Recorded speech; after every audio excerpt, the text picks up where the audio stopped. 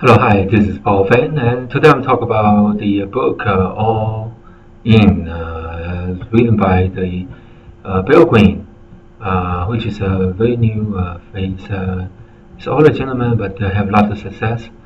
I put the title as Investing Time in Learning What You Do Not Know. There are many big points, and I'm going to summarize some of the good points, especially from the famous blogger. The has its great review on the Bill Green, which is I summarize here as well. And so the Bill Green is long-time entrepreneur. Okay, if you haven't heard about that, his book All In 101 Real Life Business Lesson for Emerging Entrepreneur, advice for young entrepreneur. Before you think about the big shiny reward, at the end, keep in mind why you are starting in the first place. So this is what he is talking about. So let's see. In fact, this is a venture most successful entrepreneur wants to pass along the today's hustler, and Green is himself is known as a straight shooter when it comes to the great entrepreneurship to have built multiple businesses from beginning to end during his 40 years career.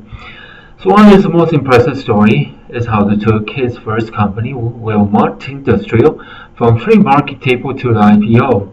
After trying 15 competitors, eventually building an internet brand. His company is now owned by the Home Depot with revenue exceed 1.8 billion. So that's Mr. Green. Alright, so when you are young, no experiences is a bad experience.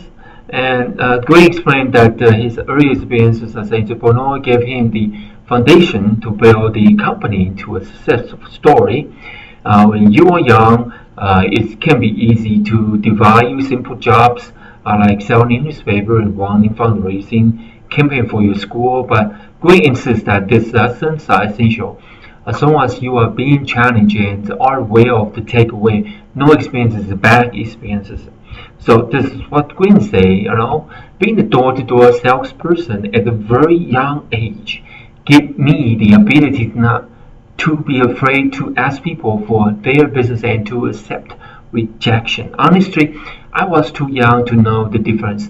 Of course, nobody loves being rejected, but because I was so young, I quickly came to realize that it is just part of the business or job. Okay, so being the paper boy wasn't very helpful in shaping me, but he was very helpful. I'm sorry, shaping me. And I was learning that what I meant to deliver great customer services, build relationships, sell, taking Sunday news, Sunday only customer and make them to a daily customer, and most of all manage school while getting up early to deliver my newspaper. So to me, getting a head start on everyone while others are sleeping was paying me a huge benefit. So we talk about motivation, wake up early. So my newspaper job taught me how to be responsible, no excuses. So building something great means first building things that aren't so great, right? So when you are young, it's easy to assume that the first pursuit you think your taste in will be huge success.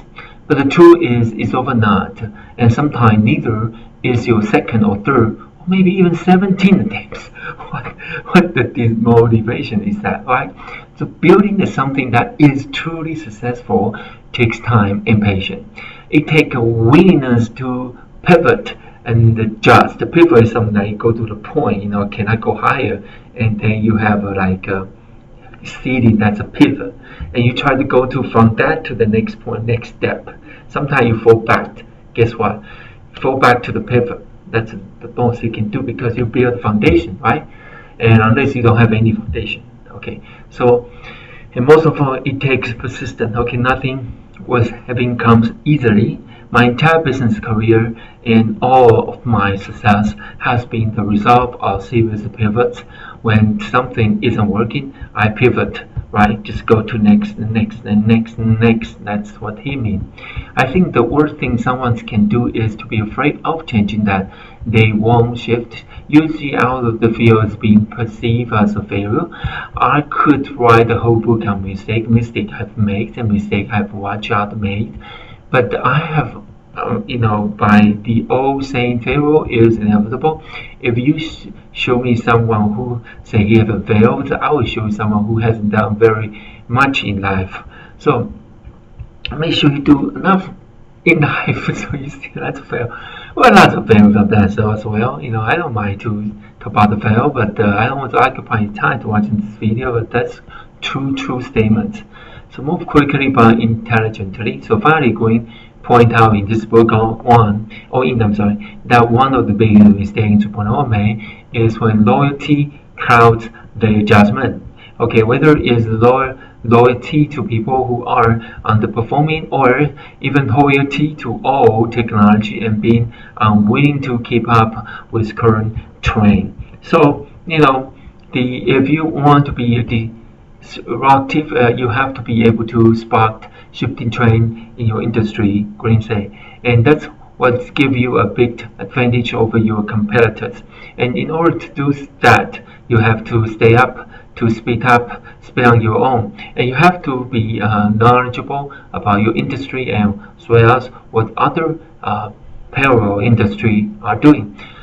So it's been investing time and learn what you don't know, right? So this basic summary. So I want to say something. You solve this problem, right, and make them come because you can solve them so easily. Well, what's that? So you would just need to change your job, right? So I want you to offer you the best one that you can work from home and earn good per day. You can check and take your spot. And what's a life hack? Okay, are you cooking? I do a little bit that. Put the wooden spoon across the boiling pot of water to keep it from boiling over. Well, the picture you see the water just a little bit, but you can, if your water, even the water is like 90%, 95%, put the wooden stick over there. It's still helpful. Thank you so much for watching this video, and you have a very blessed day. Bye bye.